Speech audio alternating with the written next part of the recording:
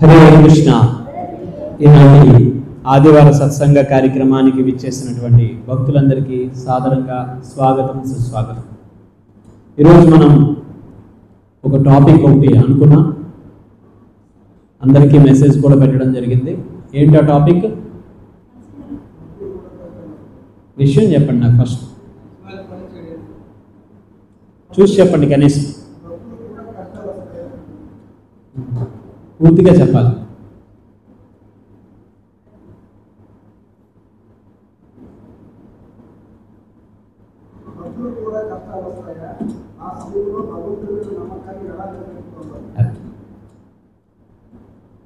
భక్తులకి కూడా కష్టాలు వస్తాయా రావా?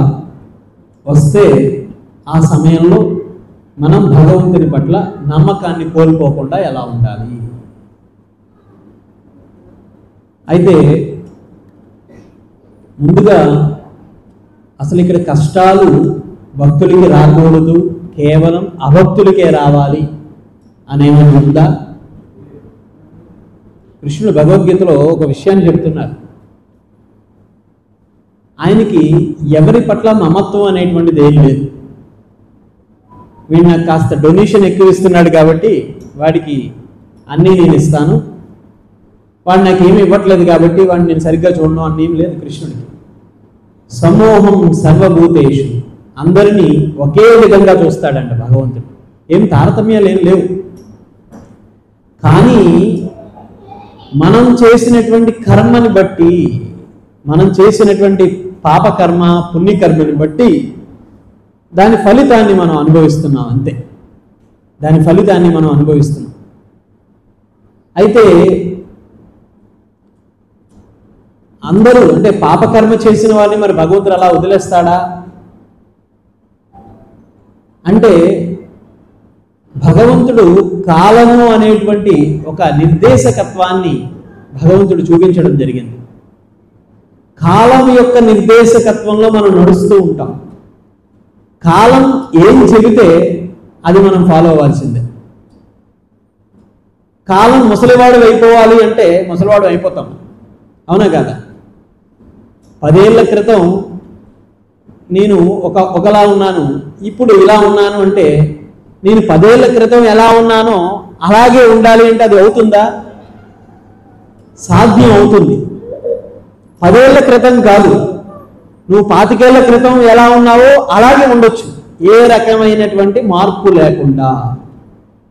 అది ఎక్కడ సాధ్యమవుతుంది, ఎలా సాధ్యమవుతుంది అంటే, అది సాధ్యమవుతుంది ఎప్పుడు సాధ్యమవుతుంది అంటే ఈ ప్రదేశంలో అయితే సాధ్యం కాదు. ఈ ప్రదేశంలో అయితే సాధ్యం కాదు. ఎక్కడ సాధ్యమవుతుంది? ఎక్కడైతే జన్మ మృత్యు జరా వ్యాధులు లేనటువంటి ప్రదేశం ఏదైతే ఉందో ఆ ప్రదేశంలో మాత్రమే అది సాధ్యమవుతుంది. జన్మ మృత్యు జరా వ్యాధులు లేనటువంటి ప్రదేశం అది ఎక్కడ? జన్మ మృత్యు జరా వ్యాధులు ఎక్కడ లేవు అంటే, మాంపేత్యంతు పునర్జన్మ, ఎవరైతే నా లోకానికి వస్తారో అటువంటి వాడికి పునర్జన్మ లేదు అని కృష్ణుడు డిక్లేర్ చేసేసాడు. ఎవరైతే ఆయన లోకానికి, ఎందుకంటే ఆయన లోకంలో సూర్యచంద్రులతో పని లేదు, సూర్యచంద్రులతో పని లేదు. ఆయన శరీరం నుండి వచ్చేటటువంటి కాంతి, దివ్యమైనటువంటి కాంతి ద్వారా ఆ జగత్తంతా కూడా ఎప్పుడు వైభవపేతంగా శోభాయమానంగా ఉంటుందంటే ఎప్పుడు కూడా. అక్కడ ఎవరికి ఆకలి దప్పికలు లేవంట. అక్కడ భాగవతం చెప్తుంది, ఆయన జగత్తులో ఆకలి దప్పికలు లేవు, జన్మ మృత్యువులు లేవు, జరా వ్యాధులు లేవు. నిత్యం భగవంతుని యొక్క సేవలో ఏకీకృతమై ఉంటారు అందరూ కూడా. ఎక్కడ అక్కడేమి ఇటువంటి బాధలు లేవు. మరి మనం ఈ ప్రదేశానికి వచ్చి ఇక్కడ జన్మ ఉంది, మృత్యువు కూడా ఉంది. నాకు అందరూ ఏమనుకుంటారంటే నాకు జన్మే కావాలి, మృత్యు వద్దు అనుకుంటారు, అంతే కదా? మృత్యు వచ్చినప్పుడు అందరూ రోధిస్తారు, బాధపడతారు, భగవంతుడు నాకే ఎందుకు ఇలా చేశాడు అని చెప్పి అనుకుంటారు. అరే భగవంతుడిని అంతలా సేవిస్తున్నాడు, ఆ వ్యక్తిని ఎందుకు ఇలా చేశాడు అని చెప్పి భగవంతుడిని కూడా నిందిస్తారు చాలామంది. అందరికీ పుట్టుక కావాలి, నాకు బిడ్డ పుట్టాలి, నాకు బిడ్డ పుట్టాలి అని చెప్పి అందరూ వెళ్ళి తపస్సులు చేస్తారు, పూజలు చేస్తారు, మొక్కులు మొక్కుకుంటారు, 7 వారాలు అంటారు, అదంటారు, ఇదంటారు, ఇన్ని చేస్తారే. మరి మృత్యువు కావాలని ఎవరైనా చేస్తారా? మృత్యువు కావాలని ఎవరైనా చేస్తారా? భగవంతుడా నాకు మృత్యువుని ప్రసాదించు అని ఎవరైనా చేస్తారా?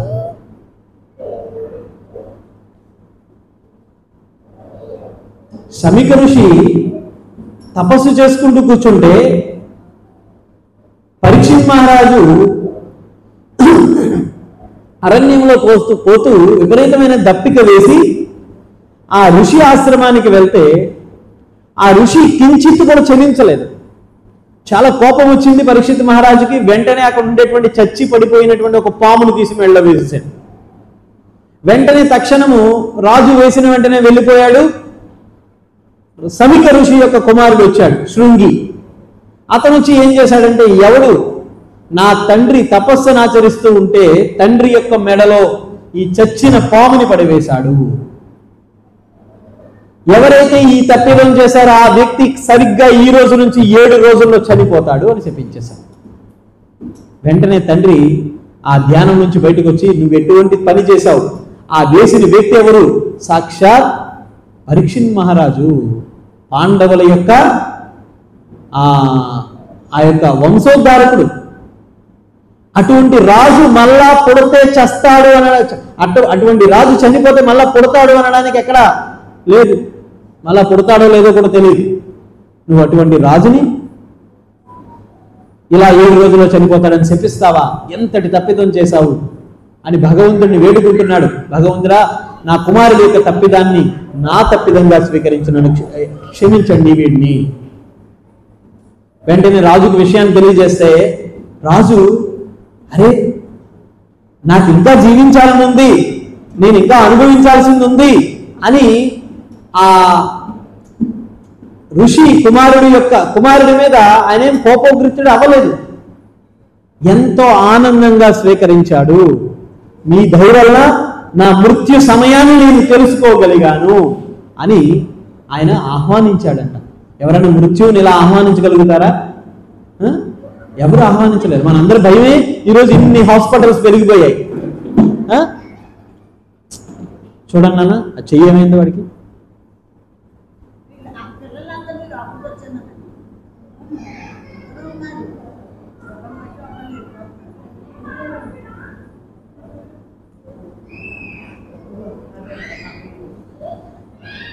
కాబట్టి అటువంటి మృత్యు సమయం ఆసన్నమైపోతుంది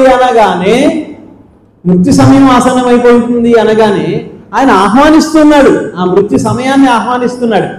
ఆయన ఏమి బాధపడలా. ఏం చేయాలి, తక్షణం ఏం చేయాలని ఆలోచిస్తున్నాడు. కానీ ప్రతి ఒక్కరికి ఒకటే కోరిక, బిడ్డ పుట్టాలి, లేదా మన పుట్టినరోజులు సంవత్సరాలు జరుపుకోవాలి. కానీ ఎవరైనా మృత్యువు చెందితే మాత్రం మనం కూడా ఎలా ఆలోచిస్తామంటే, ఏదైనా మంచి జరిగింది అంటే సినిమాకి పోతాం, అదే ఏదైనా చెడ్డ జరిగింది అంటే, బాధ వచ్చిందంటే అప్పుడు దేవుడు గుర్తొస్తాడు. ఎందుకు దేవుడు గుర్తొస్తాడు? అడుగుతాం భగవంతుడిని, భగవంతుడా నాకు ఈ కష్టం ఉంది, ఆ కష్టాన్ని నుంచి నన్ను బయటపడే అని చెప్పి భగవంతుడిని అడుగుతాం. ఈ పిల్లలందరినీ తీసుకెళ్ళి ఆ గదిలో పెట్టి తాళం వేసేయండి వెళ్ళి.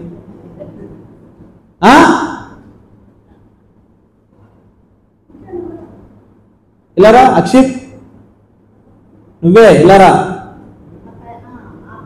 ఎక్కడ కూర్చోవు?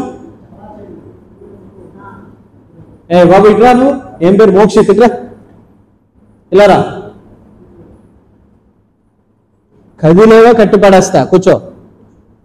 వీడియోలో రికార్డింగ్ అవుతుంది, నీ సంగతి ఏంటి చూస్తా, యూట్యూబ్లో వస్తా చూసుకో.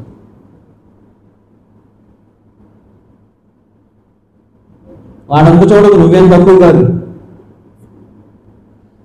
అయితే కష్టాలు ఉండేటప్పుడు భగవంతుడి దగ్గరికి వచ్చి వేడుకుంటాం, భగవంతుడా నాకు కష్టాలు ఉన్నాయి చెప్పుకుంటాం. చెప్పుకున్న తక్షణమే ఆ కష్టాలు ఎప్పుడైతే తీరలేదో భగవంతుడిని దూషించడం మొదలు పెడతాం. ఏం భగవంతుడికి ఇంకేం పని లేదా? ఆయన ఆధ్యాత్మిక జగత్తులో ఎన్ని ఘనకార్యాలు చేయాల్సి ఉంటుంది. అవన్నీ వదులుకొని మనకి సహాయం చేయాలా, మనల్ని రక్షించాలా.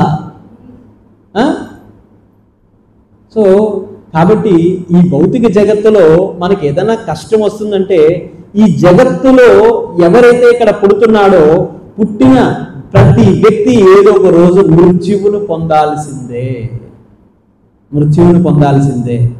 కానీ మరి ఇటువంటి మృత్యు సమయం కానీ లేదంటే ఇటువంటి కష్టాలు కానీ మరి భక్తులకి తొలగిపోవాలి కదా. ఒక్కసారి మనం భక్తులుగా అయిపోయిన తర్వాత తొలగిపోవాలి కదా. ఏదో తుడిచి వేసినట్టు, ఏదో ప్రభుత్వాలు మన యొక్క అప్పులని ఏమంటారు వాటిని రుణమాఫీ చేసినట్టుగా మన పాపముల మాఫీ చేసేయాలి కదా భగవంతుడు. అలా ఉంటే అందరూ భక్తులు అయిపోతారు. అలా అవ్వకే కదా ఇప్పుడు వచ్చిందంతా కూడా. మరి మనం ఎలా ఉంటుందంటే ఇంతకు ముందు ఒక 10 పాపకర్మలు చేసుకున్నాం, ఇప్పుడు పుణ్యకర్మలు చేసుకుంటున్నాం. ఏదో గురువు యొక్క అనుగ్రహంతోనో లేదంటే భక్తుడి యొక్క అనుగ్రహంతోనో భగవంతుడి యొక్క అనుగ్రహంతో హరే కృష్ణ మందిరానికి దగ్గరైపోయాము. ఇక్కడి నుంచి మనం తిన్నటువంటి కుక్కల కోలు మేలు అవన్నీ ఆపేసాం, బంద్ చేస్తాం. ఇప్పుడు భక్తుడిగా అయిపోయిన తర్వాత మనకి ఎక్కడ లేని కష్టాలన్నీ వచ్చేసాయి. నేను బయట బలాదూరుగా తిరిగేటప్పుడు నాకు ఏ రకమైన కష్టం లేదు. కానీ ఇప్పుడు భక్తుడైన తర్వాత ఎందుకు కష్టాలు వస్తున్నాయి? భక్తుడైన తర్వాత నువ్వు అప్పుడు ఏం చేసావు? బ్యాంకులో బ్యాలెన్స్ వేసావు కదా. ఇప్పుడు బీమా యోజన అని చెప్పి మనం ఇప్పుడు నెలకి 30 రూపాయలు 100 రూపాయలు 150 రూపాయలు కడుతూ ఉంటాం కదా. ఇవన్నీ ఎప్పుడు వస్తాయి? 60 ఏళ్ళ తర్వాత మనకి వస్తూ ఉంటాయి. 60 ఏళ్ళ తర్వాత వస్తుంటాయి. అలాగే మనం పాపపు బ్యాంక్ ఖాతాలో మనం చేసినటువంటి పాపములన్నీ కూడా అందులో వెళ్ళిపోయాయి. ఇప్పుడు ఏదో భక్తుడిగా మారిపోయాము, నామం పెట్టేశాను, పంచి కట్టేశాను, సెగ పెట్టేశాను, నేను భక్తుడిని, నాకు ఏ పాపములు అంటుకోకూడదు అంటే అవుతుందా? అంటుకుంటే ఖచ్చితంగా అవి చేసినటువంటి పాపముల యొక్క కర్మని ఖచ్చితంగా అనుభవించాల్సిందే. అయితే పెద్ద స్థాయిలో అవసరం లేదు, ఏదో కాస్త తక్కువ స్థాయిలో గుణపంతో పోవాల్సింది గుండె సూదితో తీసేశాడు అంతే. కానీ ఖచ్చితంగా వాటిని మనం అనుభవించి తీరాల్సిందే. భాగవతంలో కూడా ఒక కథ ఉంది. ఆ కథ ఏంటంటే మనం చూడొచ్చు, ఆ వృత్తాంతము నారదముని యొక్క వృత్తాంతం చూడొచ్చు. నారదముని యొక్క వృత్తాంతం చూస్తే నారదముని ముందు జన్మలో అంటే వ్యాసుల వారు నారదముని సంభాషణ ఉన్నాడు. శ్రీమద్ భాగవత మొదటి స్కందంలోనే వస్తుంది, ఇందులోనే మొదటి స్కందంలో వస్తుంది. నారదముని వ్యాసుడి యొక్క ఇద్దరి యొక్క డిస్కషన్ చాలా గొప్ప, వాళ్ళిద్దరి యొక్క మాటలు జరుగుతున్నాయి. ఆ మాటల్లో వ్యాసుల వారు నారదముని యొక్క ముందు వృత్తాంతాన్ని అడుగుతూ ఉన్నారు. కెమెరా తిప్పన నీ వైపు. ఆ వృత్తాంతాన్ని అడుగుతూ ఉన్నారు. ఆ వృత్తాంతాన్ని అడుగుతూ నారదముని యొక్క ముందు జన్మ కోసం తెలుసుకుంటున్నారు వ్యాసుల వారు. అది మనకు తెలియజేస్తున్నారు. ఏంటి? నారదముని యొక్క ముందు జన్మ ఒక మహాగంధర్వుడు. ఆయన గంధర్వ లోకంలో ఎవరుంటారండి?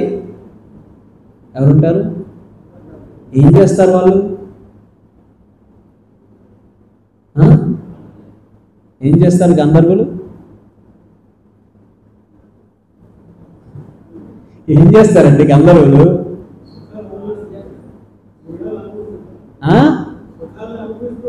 గాన గంధర్వ అంటారా? బిరుదు విన్నారా? అంటే ఏంటి? గంధర్వ లోకంలో బాగా పాటలు పాడుతారట. ఎవరైతే ఆ భగవంతుని ముందు బాగా గానం చేయగలుగుతారో, బాగా గానం చేయడం అంటే ఏదో చిలకలాగా కోయిలలాగా పాడడం కాదు, ప్రేమతో పాడగలుగుతారు. మన వాయిస్ ఏం సరిగ్గా లేదు, బొంగురు గొంతుగా ఉంది, కానీ నువ్వు ప్రేమతో కానీ పాడితేనంట గంధర్వ లోకంలో గంధర్వుడిగా జన్మిస్తావంట. నీ గొంతుకు చాలా బాగుంది, కోకిలలా ఉంది, కానీ ఈ కోకిల ఏం చేస్తుందంటే అటు ఇటు చూస్తుంది, నేను పాడుతున్నది అందరూ చూస్తున్నారా లేదా వాడు మళ్ళా కాకిలా పుడతాడంట, కోకిల్లా కాదంట. అంత బాగా పాడే కోకిల కూడా అటు ఇటు చూసిందనుకోండి, నన్ను అందరూ చూస్తున్నారా అని. కోకిల ఏం చేస్తుందంటే, కోకిల అరుస్తూ ఎదురు చూస్తూ ఉంటుందంట, దానిలా ఎవడన్నా అరుస్తాడేమో అని చెప్పి. అందుకని మనం చూడండి, కోకిల్లా మనం కూడా అరుస్తుంటే అది కూడా వెయిట్ చేస్తూ అరుస్తూ ఉంటుంది. అందుకని ఈ కోకిళ్ళన్నీ కూడా మళ్ళా జన్మలో కాకుల్లా పుడతాయంట, కాకుల్లా పుడతాయంట. ఎవరైతే భగవంతుని ప్రేమతో గానం చేస్తూ ఉంటారో అటువంటి వారు గంధర్వులుగా పుడతారంట. ఈ నారదముని గంధర్వుడిగా పుట్టాడు. గంధర్వుడిగా పుట్టి ఒకసారి ప్రజాపతులందరూ కూడా ఒక చిన్న మీటింగ్ ఏర్పాటు చేశారు. ఆ మీటింగ్ ఏంటంటే, విష్ణువుని ఉన్నతమైనటువంటి, అంటే ఈ సమస్త సృష్టికి అధిపతి అని చెప్పి విష్ణువుని సేవించి విష్ణువు కోసం ఒక పూజా కార్యక్రమాన్ని ఏర్పాటు చేస్తే, ఆ పూజా కార్యక్రమానికి ఆర్కెస్ట్రా ఎవరంటే గంధర్వులే అంతా. అప్పుడు ఆర్కెస్ట్రా టీమ్ అనమాట వాళ్ళు. ఆ గంధర్వుని పిలిస్తే ఆ గంధర్వుల్లో అత్యంత అద్భుతంగా ఎంతో అందంగా పాడేటటువంటి వ్యక్తి ఎవరంటే ఈ నారదముని ముందు జన్మలో ఉండేటువంటి గంధర్వుడు. ఆ గంధర్వుడిని ఏం చేశాడు, ఒక్కడే రాలేదు, కొంతమంది స్త్రీలను తీసుకొని వచ్చాడు. ఈయన అందంగా పాడుతూ ఉంటే మధ్యలో ఆయన మృదంగాన్ని వాయిస్తూ చక్కగా వాయిద్యాల్ని వాయిస్తూ అందంగా పాడుతూ ఉంటే ఈ చుట్టూ ఉండేటువంటి స్త్రీలందరూ నృత్యం చేస్తూ ఉన్నారు. అది ఎటువంటి కీర్తనలు పాడుతున్నాడు అంటే, ఆయన విష్ణువుని అంటే విష్ణువుకి పూజా కార్యక్రమం చేసి నువ్వు విష్ణు కీర్తన పాడడం అనేసి ఏదో అంటే సంబంధం లేనటువంటి పాటలన్నీ పాడుతూ ఉన్నాడు. ఈ మధ్య నేను కూడా చూస్తూ ఉన్నాను, మా ఇంటి ఎదురుగానే రామాలయం ఉంటుంది. ఆ రామాలయంలో రాముడి పాటలు తప్ప అన్ని వేస్తారు. ఇంకా రాముడి పాటలు తప్ప అన్నీ. అసలు సంబంధం లేనటువంటి వ్యక్తి పేరు రామ, కృష్ణ అని యాడ్ చేసేసుకొని కొంతమంది వ్యక్తులు మనం చూస్తూ ఉంటాం. సంబంధం లేనటువంటి వ్యక్తుల పేరు రామ డాష్ అంటారు, కృష్ణ డాష్ అని చెప్పి వాళ్ళ పేర్లు పెట్టేసుకుంటారు అందరూ. ఆ పాటలే అన్నీ. పొద్దున్నే లేచిన వెంటనే సత్వగుణం ఉండదు. ఆ పాటలు చూసి వాళ్ళని ఏం చేయాలో అర్థం కాని పరిస్థితి అనమాట. అర్థం కాని పరిస్థితి. రాముడి గుడిలో రాముడి పాటలు లేవు అక్కడ అంతా. ఇలా సంబంధం లేనటువంటి పాటలు వాయిస్తూ ఆయన పాడుతూ ఉంటే ప్రజాపతుల్లో ఒక ఇద్దరు ప్రజాపతులు ఆయన్ని శపించారంట. అసలు నువ్వు ఇక్కడికి ఎందుకు వచ్చావు, ఏ పని చేస్తున్నావు, ఏమి పాడుతూ ఉన్నావు, సంబంధం లేనటువంటి పాటలు పాడుతున్నందుకు గాను నువ్వు శూద్రుడిగా మారిపో అని శపించేశారంట. శూద్రుడిగా మారిపో అని శపించేశారు. దాసీపుత్రుడిగా మారిపో అని చెప్పించేశారు. అందుకని నారదముని, ఆ గంధర్వుడిగా ఉన్నటువంటి నారదముని ఈ భూలోకంలో దాసీపుత్రుడిగా ఆయన జన్మ తీసుకున్నాడు. చాలా చిన్న పిల్లవాడు, 5 ఏళ్ల పిల్లవాడు. వాళ్ళ తల్లి దాస్యం చేస్తుంది. అంటే ఒక ఋషి ఆశ్రమంలో ఓడవడము, తోడవడము, కడగడము ఇటువంటి పనులన్నీ చేస్తుంది. ఆ చేస్తున్నటువంటి సమయంలో ఎంతో మంది గొప్ప గొప్ప ఋషులు వస్తున్నారు, వాళ్ళకి సేవలు చేస్తుంది ఈ తల్లి. ఆ తల్లితో పాటు వెనకాతల వీడు కూడా నడుచుకుంటూ వచ్చి ఏదో సేవ చేస్తూ ఉన్నాడు. ఒకసారి రాను రాను వర్షాకాలం వచ్చేసింది. ఈ వర్షాకాలము దాన్నే మనం చాతుర్మాస్యము అని చెప్పి అంటాం. చాతుర్మాసం అంటే వర్షాకాలము 4 నెలలు చాతుర్మాస వ్రతం అని చెప్పి అంటారు. పరివ్రాజకాచార్య అని చెప్పి అంటారు. పరమహంస పరివ్రాజకాచార్యులు అని చెప్పి ఆచార్యులను చెప్తూ ఉంటారు. ఎందుకు అంటే ఆచార్యులు ఎప్పుడు కూడా ఎక్కడా కూడా గోవు పాలు పితికినంత సమయం ఎక్కడ ఉండరంట ఆచార్యులు ఎప్పుడు. సుఖదేవ గోస్వామి, అదే శ్రీమద్ భాగవతంలో చెప్పబడుతుంది.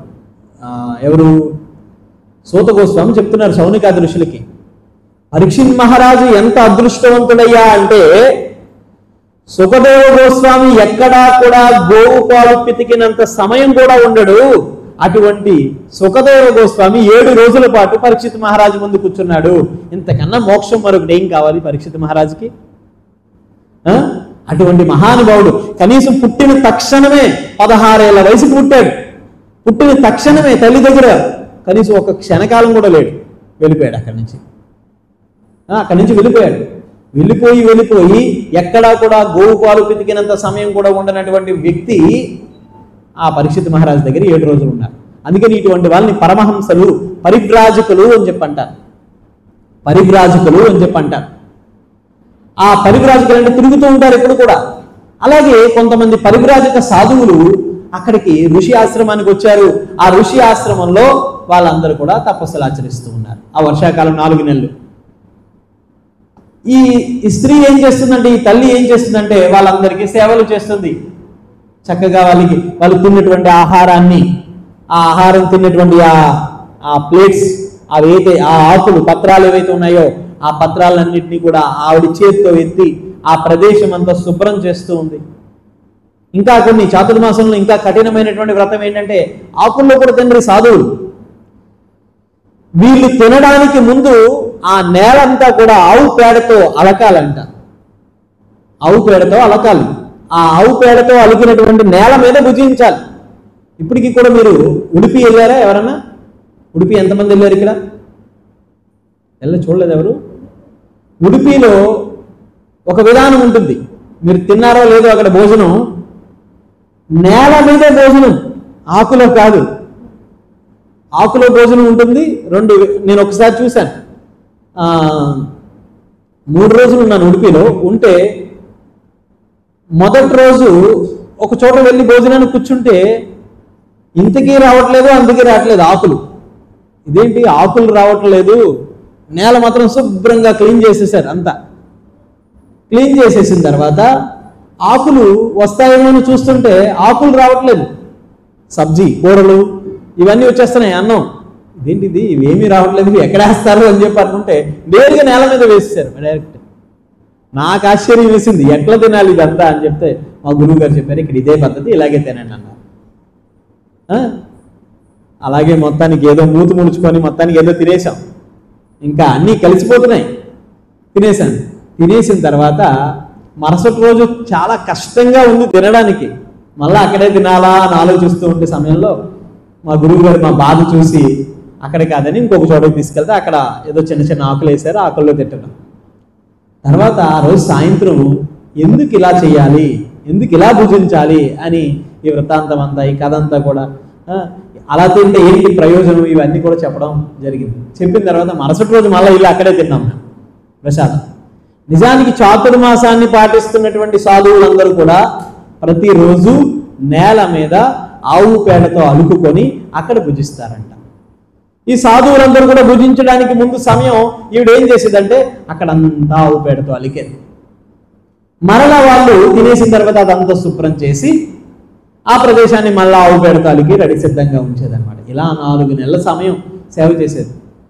ఈ పిల్లవాడు ఏం చేశాడు, ఆ తల్లికి సహాయం చేస్తూ ఉన్నాడు, నీళ్ళు అందివ్వడము. అలాగే ఈ సాధువులు చేతులు కడుక్కోవడానికి, వాళ్ళ కాళ్ళు కడుక్కోవడానికి చిన్న పిల్లవాడు, 5 ఏళ్ల పిల్లవాడు సహాయం చేస్తూ ఉన్నాడు. ఇలా చేస్తున్నారు. కొన్ని రోజులకి 4 నెలలు గడిచిపోయాయి. 4 నెలలు గడిచిపోయిన తర్వాత సాధువులందరూ వెళ్ళిపోయారు, ఆ ప్రదేశాన్ని వదిలి వెళ్ళిపోయారు. వెళ్ళే ముందు ప్రతిరోజు ఈ బాలుడికి ఉపదేశాన్ని చేశారు. ఎలా అంటే భగవంతుణ్ణి ప్రేమపూర్వకంగా ఎలా సేవించాలి, ఆ ఉపదేశాన్ని చేశారు. చేసిన తర్వాత చిన్న పిల్లవాడు ఆయన చక్కగా తీసుకున్నారు. చిన్న పిల్లల యొక్క హృదయాలలో మనం ఏమి నింపితే అదే నిండుతుంది. వాళ్ళ యొక్క హృదయం ఎటువంటిదో తెలుసండి, ఖాళీ బాటిల్ అంటే, ఎంటీ బాటిల్. ఖాళీ బాటిల్లో నువ్వు పాలేస్తే పాలతో నిండిపోతుంది, నూనె వేస్తే నూనెతో నిండుతుంది, నెయ్యి వేస్తే నెయ్యితో నిండుతుంది, నువ్వు అందులో ఏమి వేస్తే అది నిండుతుంది. పిల్లలకి మనం ఏం నేర్పిస్తే వాళ్ళు అలా తయారవుతారు. సో కాబట్టి మనం భక్తిని అభ్యసించడం కాదు, మన బిడ్డలకి కూడా నేర్పించాలి. ఈ బిడ్డ, ఈ చిన్న పిల్లవాడు ఏం చేశాడు, వాళ్ళ దగ్గర మంచి బుద్ధిని నేర్చుకున్నాడు. భగవంతుని పట్ల అపారమైనటువంటి ప్రేమ భక్తిని నేర్చుకున్నాడు. వాళ్ళు పరివ్రాజకాచార్యులు కాబట్టి అక్కడి నుంచి వదిలి వెళ్ళిపోయారు. వెళ్ళిపోయిన తర్వాత ఆ రోజు సాయంత్రం తల్లి పాలు పితకడానికి ఆ పెరట్లోకి వెళ్ళింది. ఆ వెళుతున్నటువంటి సమయంలో కాస్త దూరంగా ఉండేది గోశాల. ఆ గోశాల దగ్గరికి వెళ్ళి పాలు పితుకుతున్న సమయంలో ఒక త్రాచుపాము వచ్చి ఆవిడని కాటేసేసింది. ఈ లోపల ఎవరూ చూడలేదు, కనీసం రక్షించడానికి ఒక మనిషి కూడా లేరు. రక్షించడానికి ఒక మనిషి కూడా లేకపోతే ఆ తల్లి అక్కడే ప్రాణాలు వదిలేసింది. అప్పుడు చాలా చిన్న పిల్లవాడు, 5 ఏళ్ల పిల్లవాడు, వీడికి ఏం చేయాలో తెలియదు. తల్లిని ఏమైనా తీసుకొని వెళ్ళగలడా? ఎక్కడికైనా తీసుకువెళ్ళలేడు. ఎవరి దగ్గరికైనా వెళ్ళి ఏమైనా చెప్పగలడా? ఏమీ చెప్పలేడు. ఏం చేయాలో తెలియని పరిస్థితి. కొద్దిసేపు ఏడ్చాడు. ఏడ్చిన తర్వాత తనంతట తానుగా ఉన్నాడు. ఈ పరిస్థితిని చూసి మనం ఏమనుకుంటాం? మనమైతే ఏమనుకుంటాం చెప్పండి?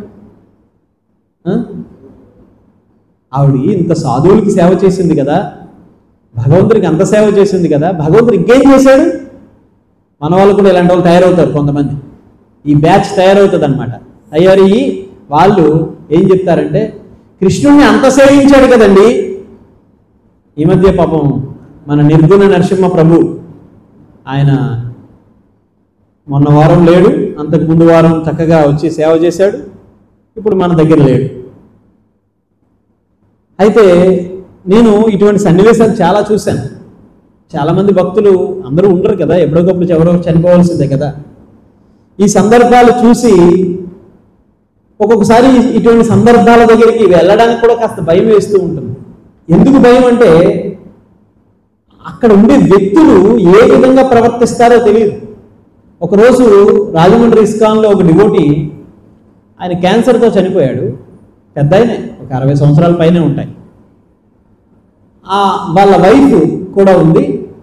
అతను ఏం చేశాడంటే, గుడికి కొంత స్థలాన్ని మందిరం పేరు మీద ఇచ్చేశాడు. ఆయన చనిపోయాడని తెలియగానే మేమందరం సంకీర్తన చేయడానికి వెళ్తే, వాళ్ళ వైఫ్ మమ్మల్ని అందరినీ ఏదో గురువును మింగేసినట్టు చూసి ఇంకా ఇష్టం వచ్చినట్టు తిట్లు. ఆవిడ కూడా జపం చేసేది, గుడికి వచ్చేది. ఇంకా మమ్మల్ని ఒక రేంజ్లో తిట్టడం మొదలుపెట్టింది. మా స్థలాన్ని లాక్కున్నారు, ఇప్పుడు మా ఆయన్ని కూడా లాగేసుకున్నారు, మా ఆయన లేకుండా పోయాడు, ఇప్పుడు నేను ఇలా అయిపోయాను అని చెప్పి ఇష్టం వచ్చినట్టు తిట్టడం మొదలుపెట్టింది. మా గురువు గారు ఆ స్థలాన్ని వెనక్కి ఇచ్చేసారులేండి, అది వేరే విషయం. అంటే భక్తులు కూడా అర్థం చేసుకోలేరు, ఇటువంటి పరిస్థితిని అర్థం చేసుకోలేరు భక్తులు కూడా.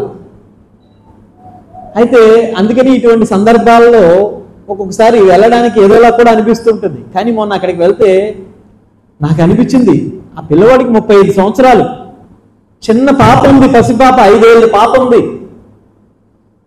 భక్తి చేసుకున్నాడు. కానీ వాళ్ళందరూ ఏమైనా అంటారేమో అని చెప్పి నేను చూశాను. సంకీర్తన చేస్తుంటే వాళ్ళందరూ అసలు కించిత్ కూడా చలించలేదు. చక్కగా మాతో పాటు, వాళ్ళ చిన్న పాప మాతో పాటు నామం చేస్తుంది. వాళ్ళందరూ, అంటే ఒక ఆవిడ, అందులో వాళ్ళ అత్తగారు ఎవరో ఆవిడ నా దగ్గరికి వచ్చి ఏదైతే చెప్తూ ఉంది, చెబుతూ ఆవిడ మాటల్లో ఎంత బాధ ఉన్నా, ఎంత సత్యం దాగి ఉందో నేను గమనించాను. ఆ సమయంలో ఆవిడ మాటల్లో ఎంత సత్యం ఉందంటే, ఆవిడ ఏమంటుందో తెలుసా? కృష్ణ అంటే మన భక్తులు కూడా ఒక్కొక్కసారి అర్థం చేసుకోలేరేమో. ఆవిడ ఎలా అర్థం చేసుకుందో నాకే అర్థం కావట్లేదు. నాకు ఎంత రియలైజేషన్ వచ్చిందంటే ఆవిడ మాటల్లో ఆవిడ ఏమంటుందంటే, కృష్ణ భక్తి ఎంతో శుద్ధమైనది. అంటే ఆవిడ చెప్పే విధానం అది కాదు, కానీ అందులో సత్యం దాగి ఉంది. ఆ సత్యాన్ని నేను గ్రహించాను. కృష్ణ భక్తి ఎంత శుద్ధమైనది అంటే, శుద్ధమైనటువంటి వస్తువు ఈ ప్రదేశంలో ఉండకూడదు అని కృష్ణుడు బహుశా తీసుకెళ్లిపోయాడేమో ఈ అబ్బాయిని అని చెప్పి ఆవిడ అంటుంది. అంటే భాగవతం యొక్క సారమంతా తెలిసిపోయింది ఆవిడికి. ఆవిడ భక్తి చేయలేదు, ఏనాడు జపం చేయలేదు, కానీ ఎంత సత్యాన్ని మాట్లాడిందో చూడండి. అంటే మన నిజమైనటువంటి ప్రదేశం ఇది కాదు. మనం ఊరికినే వచ్చాం ఇక్కడికి. ఇక్కడ ఎవరు ఉంటారు? కనకదాస్ చెప్తారనమాట ఒక ఆయన సంకీర్తనలో, మన నిజమైనటువంటి స్వధామం ఇది కాదు. మన స్వధామం ఎక్కడంటే ఆ దేవదేవుడు శ్రీకృష్ణ భగవానుడు నిత్య నివాసి అయి ఉన్నటువంటి ఆ గోలోక బృందావనము. మనం ఇక్కడ ఊరికనే వచ్చాము ఎక్కడికి. మరి ఇక్కడ ఎవరు ఉంటారంటే దొంగలు, దగుల్పాచీలు ఉండేటువంటి ప్రదేశము అని కనకదాసు ఆయన కీర్తనలో వాడతారు ఈ పదాన్ని. అంటే దొంగలు, మోసం చేసేవాళ్ళు ఉండేటువంటి ప్రదేశం. అందుకని ఎవరైతే మంచిగా ఉంటారో వాళ్ళు ఇక్కడ అడ్జస్ట్ అవ్వలేరు, అడ్జస్ట్ అవ్వలేరు. అందుకని చూడండి, చాలా మంది భక్తులు కూడా ఒక్కొక్కసారి ఈ చుట్టూ ఉండి ఈ వాతావరణం చూసి ఉండలేకపోతున్నాను నేను అని చెప్పి అంటారు, ఉండలేకపోతున్నాను అంటారు. ఇలా జరుగుతుంటుంది ఒక్కొక్కసారి. అంటే ఆవిడ అలా అర్థం చేసుకుంది. సో భక్తులు కూడా మనం ఆ విధంగా అర్థం చేసుకోవాలి. ఎందుకంటే ఒక్కొక్కసారి మనకి తెలియకుండా మనకి కర్మలు వస్తూ ఉంటాయి. అంటే భగవంతుడు ఎప్పుడు కూడా ఈ శరీరానికి సహాయం చేయడు. ఎప్పుడు కూడా ఆయనకి మనమంటే ఎంతో అపారమైనటువంటి ఇష్టము. ఆయన దేనికి సహాయం చేస్తాడంటే ఆత్మకి సహాయం చేస్తాడు. ఎప్పుడు కూడా శరీరానికి సహాయం చేయడు. ఆత్మకి సహాయం చేస్తే శరీరం ఎప్పుడు ఆనందంగా ఉంటుంది. అందుకని పర్టికులర్గా భగవంతుడు శరీరానికి సహాయం చేస్తున్నాడు అంటే దాని అర్థం ఏంటంటే ఇంకా ఈ జగత్తులో నువ్వు దుఃఖాలు అనుభవించు అని మనల్ని దుఃఖ ప్రేరణ కలిగించేలా చేస్తున్నాడు అని అర్థం. భగవంతుడు ఆత్మకి సహాయం చేస్తూ ఉంటాడు. అయితే ఒక్కొక్కసారి మనం ఏ పాప ప్రవృత్తులు చేయకుండా కొన్ని ఇంతకు ముందు 10 పాప కర్మలు చేశాము, ఇప్పుడు 10 పుణ్యకర్మలు చేశాము. మరి ఇప్పుడు పాప కర్మల యొక్క ప్రభావం అయిపోయింది కదా, ఇంకెన్నాళ్ళు ఉంటుంది? ఇప్పుడు పుణ్యకర్మల ప్రభావం రావాలి కదా. అయినా సరే నేను గొప్ప పేరు సంపాదించుకున్నాను ఈ హరే కృష్ణ ఉద్యమానికి వచ్చి, కానీ ఎవడో వచ్చి నన్ను తిడుతూ ఉన్నాడు. నేనేం పాపం చేశాను? ఒకసారి ఇవన్నీ జరుగుతుంటాయి కామన్. అప్పుడప్పుడు నాకు కూడా జరుగుతుంటాయి. నేను మన భక్తులకి దీక్షలు ఇప్పిస్తూ ఉంటాను. ఒక్కొక్కసారి వాళ్ళకి ధనం కూడా లేదు అంటే ఊర్లు తీసుకెళ్తూ ఉంటాను, టూర్లు తీసుకెళ్తూ ఉంటాను. దీక్ష ఇప్పించడం అంటే అది చిన్న విషయం కాదు. మీరు చేసే ప్రతి పాప కర్మని దాన్ని బాధ్యుడిగా నేను స్వీకరిస్తున్నాను. మన దీక్షా గురువు స్వీకరిస్తారు, మన శిక్షా గురువు స్వీకరిస్తారు. మీరు చేసే ప్రతి పాప కర్మ ఇంత కష్టపడి దీక్షలు ఇప్పించి ఒక్కొక్కసారి వాళ్ళు ఈ దీక్షలు తీసుకోవడానికి లేదంటే ఏదైనా టూర్స్కి వెళ్ళడానికి ధనం కూడా లేకపోతే నా యొక్క అంటే మందిరం నుండి తీసుకెళ్తూ ఉంటాం. ఇన్ని చేసినా కూడా ఒక్కొక్కసారి నన్ను దూషిస్తూ ఉంటారు, నాతో మాట్లాడడం మానేస్తూ ఉంటారు, నన్ను చూడగానే గుర్రు చూస్తూ ఉంటారు, పొల్లు కొరుకుతూ ఉంటారు, ఇవన్నీ చేస్తూ ఉంటారు. ఇవన్నీ చేస్తూ ఉంటారు. అది కూడా నా యొక్క ప్రాయశ్చిత్తమే. అది కూడా అంటే దాన్ని ఏమంటారు, నేను చేసినటువంటి పాపకర్మ అయి ఉండొచ్చు, నేను చేసినటువంటి కర్మ అయి ఉండొచ్చు, ఏమో ఇంతకు ముందు జన్మలో లేదంటే ఇంతకు ముందు ఎప్పుడో ఎవరినో నేను కూడా అలాగే చూస్తుంటాను. అందుకని ఇప్పుడు వాళ్ళు కూడా నన్ను ఎలాగ చూస్తుంటారు. అందుకని పగ ప్రతీకారం తీర్చుకోవడానికి ప్రయత్నం చేయకూడదు. మనం ఎప్పుడు కూడా వాడు చూస్తున్నాడని మనం కూడా చూడడానికి ప్రయత్నం చేయకూడదు. వీలుంటే వాడికి చెప్పాలి, ఇది కరెక్ట్ కాదు నాన్న. గురువు మీద ఎప్పుడు ఆ విధంగా ద్వేషాన్ని పెంచుకోకూడదు. గురువు పట్ల నువ్వు ద్వేషాన్ని పెంచుకుంటే ఎక్కడికి పోతావు? నువ్వు ఏం చేస్తావు? గురువు పట్ల ద్వేషాన్ని పెంచుకుంటే స్కూల్లో టీచర్ కొట్టింది అని చెప్పి స్కూల్ మానేస్తే ఏం చేస్తావు? రేపు పొద్దున్న బాత్రూంలో గడుపుకోవాలి, పోయి రోడ్డు మీద బాత్రూంలు కడుక్కోవాలి, లేదా రోడ్లు ఊడవాలి, లేదంటే మెకానిక్ షెడ్లో పని చేయాలి, కూర్చొని ఏదో ఒకటి చేయాలి. అదేవిధంగా నువ్వు ఆధ్యాత్మిక సాధన నేర్పిస్తున్నటువంటి గురువుని నువ్వు దూషిస్తూ నువ్వు గురువు పట్ల ద్వేషాన్ని పెంచుకుంటూ ఉంటే ఏం చేస్తావు? నువ్వు భక్తి హీనమైపోతుంది, భక్తి నశిస్తుంది. భక్తి నశిస్తే పునరపి జననం పునరపి మరణం, మళ్ళా ఈ జన్మ మృత్యు జరా చక్రంలో పడిపోతావు. ఇది అర్థం కావట్లేదు. ఇది అర్థం కావడానికి ఏం చేయాలి నీకు? ఇది అర్థం కావట్లేదు. బయట వ్యక్తులతో ఎలా అయితే ప్రవర్తిస్తావో అట్లాగే నీచంగా ప్రవర్తించడానికి ప్రయత్నం చేస్తావు భక్తుల పట్ల, గురువు పట్ల. సో మరి నారద ముని చిన్న పిల్లవాడు, తల్లి ఎంతో పుణ్యం చేసింది, వాళ్ళందరికీ సేవ చేసింది. తల్లికి ఇటువంటి మనం రోజు శరణామృతం తాగుతాం. ఆ శరణామృతం తాగినప్పుడు ఏం చెప్తాం? అకాల మృత్యుహరణం సర్వవ్యాధి నివారణం విష్ణుపాదోదకం అని చెప్పి అంటాం కదా మనం. అకాల మృత్యుహరణం చేసేటటువంటిది విష్ణు యొక్క పాదోదకము అని చెప్పి అంటాం కదా. మరి ఇటువంటి సేవ చేసినటువంటి భక్తురాలికి ఎందుకు అకాల మృత్యు వచ్చింది? ఎందుకు అకాల మృత్యు వచ్చింది? మరి అకాల మృత్యు వచ్చిన తర్వాత శాస్త్రం చెప్తుంది, ఇలా భక్తులకి ఎవరికైనా అకాల మృత్యు వస్తే వాళ్ళు ఎక్కడికి వెళ్తారు? చాలా మంది క్వశ్చన్, వాళ్ళు నరకానికి వెళ్తారా, వాళ్ళు స్వర్గానికి వెళ్తారా, లేదంటే మరెక్కడికి వెళ్తారు? ఏమనుకుంటారు మీరందరూ అయితే? రెండు ఆప్షన్స్ ఉన్నాయి భక్తుడికి.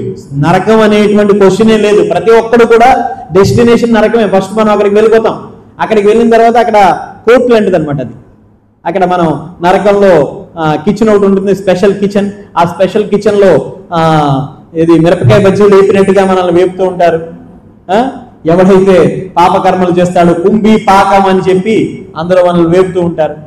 ఎవడైతే ఈ మాంసాన్ని భుజిస్తారో వాళ్ళందరినీ కూడా రేపు నుంచి గుడికి రారు ఎవరు. మా అక్కడికి వెళ్తే ఈ కుంభీ పాకాలు నరకాలు చెప్తున్నారు అని చెప్పి ఒక బోర్డు ఉంటుంది మన దగ్గర.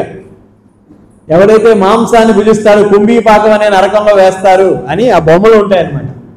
ఎవడైతే వ్యభిచారం చేస్తాడో లోహముతో కొన్ని వేల యుగాలుగా కాలుతున్నటువంటి ఆ లోహపు స్త్రీ శరీరాన్ని కౌగులించుకునేలా చేస్తారంట. స్త్రీకైతే పురుషుడి శరీరం. అలాగే ఎవరైతే జోదమాడుతాడో అటువంటి వాడికి విష పూరితమైనటువంటి ఆ క్రూర మృగాలు వాడి యొక్క పేగుల్ని బయటకు లాగుతూ ఉంటాయంట. ఎవరైతే మద్యాన్ని సేవిస్తుంటాడో వాడికి సీసం ఉంటుంది వచ్చేసరి పాదరసం, అది కరిగిపోతూ ఉంటుంది. అది జస్ట్ ఇలా వేయగానే ఇక్కడ అంత పెద్ద రంధ్రం పడిపోతుంటుంది, అది నోట్లో వేసేస్తూ ఉంటారనమాట. ఈ బొమ్మలు ఇక్కడ పెడదాం అనుకున్నాను, యాక్చువల్లీ ఆ ప్లేస్లో పెడదాం అనుకున్నాను.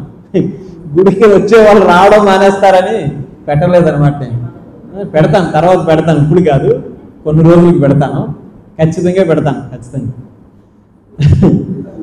ఇలా అక్కడ ఒక స్పెషల్ కిచెన్ ఉంటుందన్నమాట. కొంతమంది రంపాలతో పరాపరా కోస్తూ ఉంటారన్నమాట, కోస్తూ ఉంటారు. కొంతమంది చువ్వలు ఆ పొయ్యిలో కాల్చినటువంటి చువ్వలతో కొడుతూ ఉంటారన్నమాట, కొడుతూ ఉంటారు. ఇలాంటివన్నీ కూడా అక్కడ జరుగుతూ ఉంటాయి. అయితే అందరూ అక్కడికి వెళ్తారా అంటే పుణ్యకర్మ పాపకర్మ చేసుకున్నవాడు ఖచ్చితంగా వెళ్తారు. మనం అనుకుంటాం గుళ్ళు కట్టించేస్తే స్వర్గానికి వెళ్ళిపోతాం అనుకుంటాం. గుడి నువ్వు ఏ భావనతో కట్టించావు అది అక్కడ మనకి ఆ భావన, అంటే ఇది నేను కట్టించాను అనే భావన లేకపోతే స్వర్గానికి వెళ్తాం. లేదు ఇది నేను కట్టించానని 10 మందికి తెలియాలనుకున్నామంటే ఖచ్చితంగా అక్కడికే వెళ్తాం, నరకలోకమై. సో కాబట్టి గుళ్ళు కట్టించిన ప్రతి ఒక్కడు వెళ్ళిపోడు స్వర్గానికి. అయితే మరి భక్తులు ఎక్కడికి వెళతారు? ఈ విషయాన్ని శ్రీమద్ భాగవతంలో యమధర్మరాజు తన భటులతో చెప్తున్నాడు. ఒక్కసారి మచ్చుకైనా సరే కృష్ణాని ఎవరైతే పిలుస్తాడో అటువంటి వాడిని నరక దరిదాపులకు కూడా తీసుకురాకండి అంటున్నారు. కృష్ణనామములో పరిపక్వత అన్నట్లేదు, నేను పరిపక్వత చెందేటటువంటి వాడి సంగతి చెప్పట్లేదు. కృష్ణనామాన్ని నువ్వు ఒక్కసారి జీవితంలో బలవంతంగా జపించినా కూడా నీకు నరకంలోకి ఎంట్రీ లేదు. ఇది భాగవతం చెప్తుంది, శాస్త్రవాక్కు. శాస్త్రవాక్కు అంటే చూడండి, ఇప్పుడు భక్తుడికి భగవంతుడు ఎంత గొప్ప వరాన్ని ఇచ్చాడో చూడండి. అందుకని మనం భక్తుడైనటువంటి వాడికి జీవితంలో మనం నరకం యొక్క గుమ్మం తొక్కే ప్రసక్తి కూడా లేదు. నరకం యొక్క గుమ్మం తొక్కే ప్రసక్తి కూడా లేదు. మరి గురువు మనకి ఇటువంటి గొప్ప వరాన్ని ఇస్తుంటే అటువంటి గురువుతో నువ్వు పరాచికాలు ఆడుతావా? అటువంటి గురువుతో నువ్వు ద్వేషాన్ని పెంచుకుంటావా? అటువంటి గురువుని నువ్వు దూషిస్తావా? రెండు విషయాలు జరుగుతాయి భక్తుడికి. ఒకటి, నేరుగా వైకుంఠ ధామము, భగవంతుని యొక్క ధామమైనటువంటి గోలోక బృందావనము లేదా శ్రీ వైకుంఠ ధామానికి చేరుకుంటాడు. లేదు అంటే అతని భక్తి ఇంకా పరిపక్వత చెందకపోతే మహాభక్తుల యొక్క కుటుంబాల్లో పుడతాడు. మన యొక్క నిర్గుణ నరసింహ ప్రభు యొక్క జీవితంలో రెండిట్లో ఏదో ఒకటి జరిగే ఉంటుంది ఖచ్చితంగా. ఒకటి, గోలోకాల కన్నా చేరుకొని ఉంటాడు, తన యొక్క భక్తి పరిపక్వత చెంది ఉంటుంది. అది మనం ఎవరు చెప్పలే, అది ఎవరి హృదయంలో వాళ్ళు తెలుసుకోగలుగుతారు తన భక్తి పరిపక్వత కోసం. అది ఇంకొకరు చెప్పలేరు. కానీ తను భగవద్ధామానికి చేరుకునే వరకు గురువుదే బాధ్యత. గురువే తీసుకుంటాడు ఆ బాధ్యతని. గురు మహారాజే తీసుకుంటాడు ఆ బాధ్యతని. అది ఎందుకంటే తన దీక్ష తీసుకున్నాడు కాబట్టి.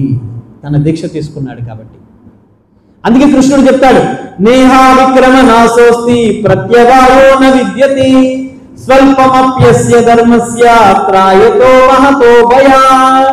ఈ సన్నివేశాన్ని చూసి అయ్యో మన నిర్గుణ నరసింహ ప్రభు ఎంత సేవ చేశాడు, ఆయన సేవ చేసినటువంటి వాడికి ఎంత కష్టం వచ్చింది, మన పరిస్థితి ఏమిటి?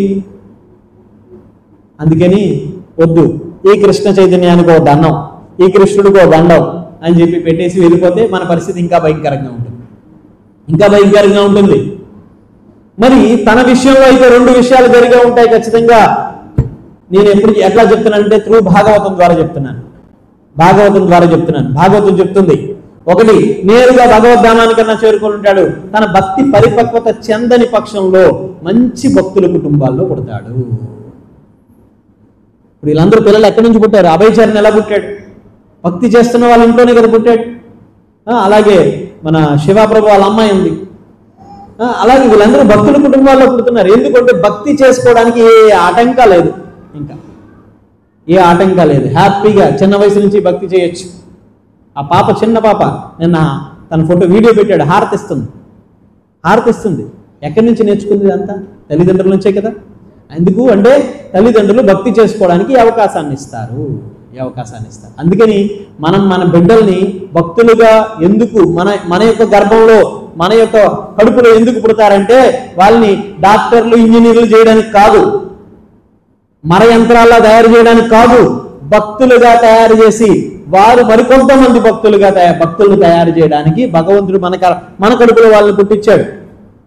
మళ్ళీ నువ్వు తీసుకెళ్ళి వాళ్ళని మర యంత్రాల్లో తయారు చేయడానికి ప్రయత్నం చేయొద్దు.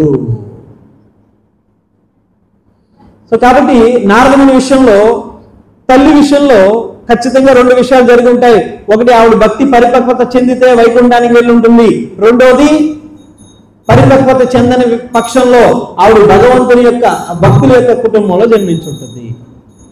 సరే పోనీ తల్లి బాగానే వెళ్ళిపోయింది, ఇంకా ఆ బిడ్డ ఏం పాపం చేశాడండి? 5 ఏళ్ల బిడ్డ ఏం పాపం చేశాడు? సేమ్ మన నిర్గుణ నరసింహ ప్రభు విషయంలో కూడా ఇలాగే జరిగింది. తన భార్య ఏం పాపం చేసింది? తన 5 ఏళ్ల కూతురు ఏం పాపం చేసింది? ఏ ఆధారం లేకుండా పోయింది. నారదముని విషయంలో ఇదే జరిగింది. నారదముని విషయంలో ఏం జరిగింది? ఎవ్వరూ ఆయనకి తోడు లేరు, చుట్టాలు లేరు, తండ్రి లేరు, ఎవరూ లేరు. కొద్దిసేపు రోధించాడు. రోధించిన తక్షణమే, అందుకని చూడండి చనిపోతారు ఎంతసేపు ఏడుస్తారు? 1 నెల, మహా ఇది ఇంకొక సంవత్సరం ఏడుస్తారు. తర్వాత నుంచి ఎవరు పనిలో వాళ్ళు నిమగ్నం అవుతారు, అంతే, అన్ని మర్చిపోతారు. ఈ పిల్లవాడు కూడా అక్కడ తల్లి చనిపోయిందని బాధపడ్డాడు. కానీ తర్వాత తెలుసుకున్నాడు, ఆ భక్తి వేదాంత ఋషులు చెప్పినటువంటి విషయం గుర్తొచ్చింది. ఆ విషయం గుర్తొచ్చి ఆయన ఏం చేసుకున్నాడంటే, భగవద్భక్తి చేయడానికి నాకున్న ఏకైక ఆటంకము, ఏకైక బంధనము ఏమిటి అంటే నా తల్లి నాకు బంధనం. ఎందుకంటే ఈ బిడ్డకి ఆ తల్లి పట్ల విపరీతమైనటువంటి బంధన ఏర్పడిపోయింది. అలాగే ఆ తల్లికి ఈ బిడ్డ పట్ల బంధన ఏర్పడిపోయింది. ఆ బంధనాన్ని భగవంతుడు కాలము రూపంలో తెంచేశాడు. భగవంతుడిని మనం వేడుకుంటాం, భగవంతుడా నాకుండే బంధనాలన్నీ తెంచి వేయు అంటున్నాం. కానీ ఊరికనే మనం పేరుకి అలా అంటాం, కానీ ఆ బంధనాన్ని తెంచి వేసుకోవడం మనకి ఎవరికి ఇష్టం లేదు.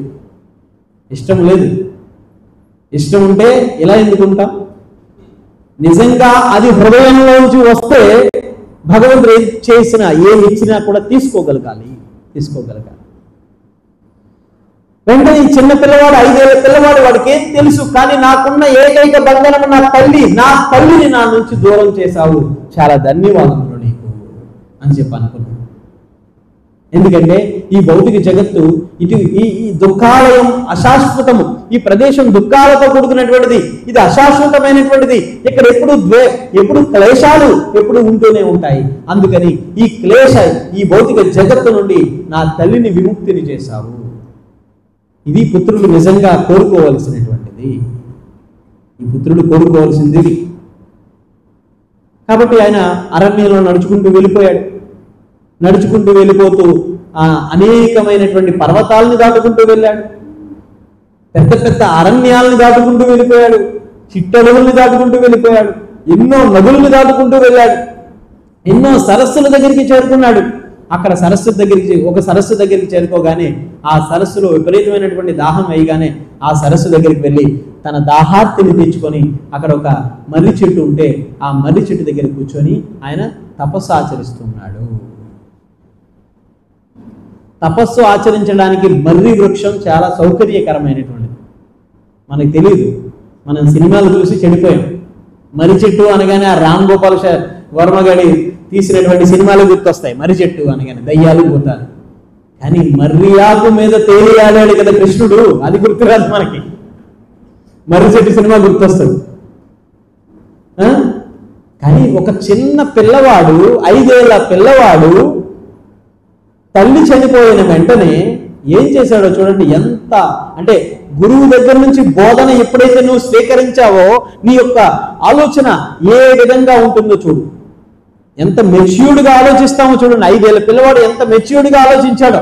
కానీ మనమైతే ఉన్నావా, అసలు ఉన్నావా అని పాట మొదలెడతాం. అవునా కాదా? అవునా కాదా? వెంటనే పాట మొదలెడతాం. కానీ నారద ముని అలా లేడు. ఆహా, నన్ను నాకున్న బంధనం నుంచి తొలగించావా అని చెప్పంట. అలా ఆ నారదముని ఆ మర్రి చెట్టు కింద కూర్చొని తపస్సు ఆచరిస్తూ ఉంటే ఆ తపస్సులో సమాధి మగ్నమైపోయి ఆయన ఎంత గొప్ప వ్యక్తి అయిపోయాడో తెలుసండి. ఒక నారద మునిగా మారిపోయాడు, నారదుడిగా మారిపోయాడు. మరి ఇప్పుడు మనం చూస్తున్నాం గొప్ప గొప్ప వ్యక్తుల యొక్క గురువు ఎవరు అంటే నారదమునే. సాక్షాత్ ప్రహ్లాదుడి గురువు ఎవరు? నారదముని. నారదముని సాక్షాత్ ప్రహ్లాదుడి యొక్క గురువు. హరియశ్వాసులు అని చెప్పి దక్షుని యొక్క 10,000 మంది పుత్రులు. ఆ 10,000 మంది పుత్రుల్ని తండ్రి చెప్తాడు, నారాయణ సరోవరానికి వెళ్ళి తపస్సు ఆచరించి అప్పుడు ఇంటికి వచ్చి గృహస్థులుగా మారండి అని చెప్పంటే వాళ్ళు ఎలా తపస్సు చేస్తారంటే నీటి అడుగు, నారాయణ సరోవరం నీటి అడుగుకు వెళ్ళిపోయి అక్కడికి కూర్చొని తపస్సు చేస్తున్నారు. అరే, ఇంత గొప్ప తపస్సులైనటువంటి ఇంత గొప్ప బ్రహ్మచారుల్ని ఈ గృహస్థాశ్రమానికి ఎందుకు పంపించాలని నారదముని ఏం చేశాడంటే వాళ్ళకి ఒక మంచి కథ చెప్పి వైకుంఠానికి నేరుగా పంపించేశాడంట. మళ్ళా దక్షుడికి కోపం వచ్చింది. ఈసారి ఏం చేశాడు, ఇంకో 1000 మందిని కన్నాడు. వాళ్ళ పేరు శబలశ్వాసులు. వాళ్ళకి కూడా సేమ్ ఇదే చెప్పాడు. వయసు వచ్చిన తర్వాత అక్కడికి వెళ్ళి తపస్సు ఆచరించి అప్పుడు వచ్చి గృహస్థాశ్రమాన్ని స్వీకరించండి అని చెప్పన్నారు. మళ్ళీ వాళ్ళకి కూడా ఒక కథ చెప్పాడు, వాళ్ళని పంపించేశాడు మన వైకుంఠానికి నారదుడు. ఇలా ఇంత గొప్ప భక్తుల్ని తయారు చేసినటువంటి ఎన్ని వేల మందిని వైకుంఠానికి పంపినటువంటి గొప్ప వ్యక్తి. అలాగే మృగారి అనేటువంటి వేటగాడు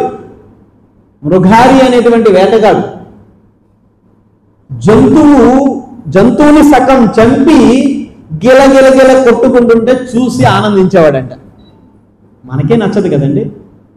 మనం కుక్కరకోళ్ళు మేమేమేలో తినేవాళ్ళం. మనం కాదు, మేము కాదు, మీరు కూడా కాదు, కొంతమంది తినేవాళ్ళు. మళ్ళా మనం అంటే ప్రభుజీ గారు కూడా తింటారా అనుకోకండి. డౌట్ ఎక్కడికెక్కడ క్లారిఫై చేయాలి, లేదంటే నిజం అనుకుంటారు. అయితే మనం అటువంటి హింస చేసేటటువంటి వ్యక్తులమే ఏదైనా జంతువు గిలగిలగిల కొట్టుకుంటుంటేనే చూడలేం మనం.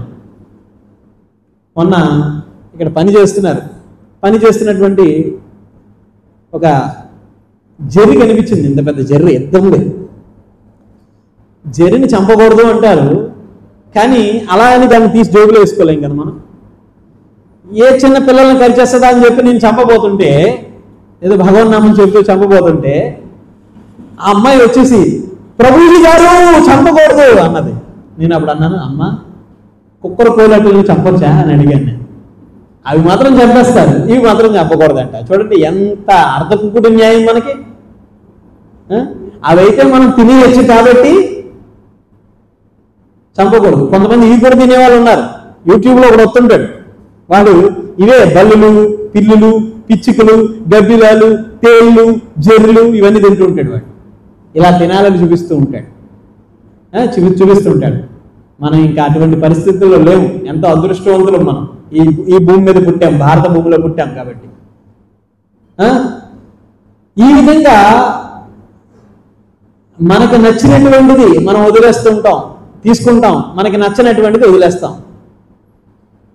ఆ మృగారి అనేటువంటి వేటగాడు ఈ జంతువుల్ని సగం చంపి అవి గిలగిల కొట్టుకుంటుంటే చూసి ఆనందించేవాడు. అటువంటి వ్యక్తికి బోధన చేశాడంట నారదముని. ఏమని బోధన చేశాడో తెలుసండి? మృగారి, నువ్వు ఎవరి కోసం చేస్తున్నావు ఇదంతా? నా భార్య బిడ్డల కోసం, నా వృత్తే ఇది, నేను వేటాడడం నా వృత్తి, నా భార్య బిడ్డలు ఆనందంగా ఉండడానికి చేస్తున్నా అని చెప్పన్నారు. అవును, మంచిదే, అయితే చెయ్యి. ఒక్కసారి నువ్వు ఇంటికి వెళ్ళి నీ భార్యని, నీ బిడ్డల్ని అడుగు, నువ్వు ఈ పాపం చేసావు కదా, ఈ పాపంలో వాళ్ళు ఏమైనా షేర్ చేసుకుంటారా అని అడిగారు. వాళ్ళు ఏమన్నారంటే మనలాగే సమాధానం చెప్పారు. ఏమని సమాధానం చెప్పారు తెలుసా? నేనెక్కడ చంపాను, ఆయన తెస్తే నేను వండుకున్నాను అంతే అన్నదనమాట ఆవిడ. మనం కూడా అంతే కదంట. అయ్యా తప్పయ్యా, తినకూడదయ్యా అంటే మేము ఎక్కడ చంపుతున్నామండి, వాడెవడో కోసి కట్ చేస్తుంటే నేను తెచ్చి వండేసుకుంటున్నాను అంట. చాణక్య పండితుడు చెప్తాడు, పాపమును 5గురు పంచుకోవాలంట. ఎవరు తెలుసండి?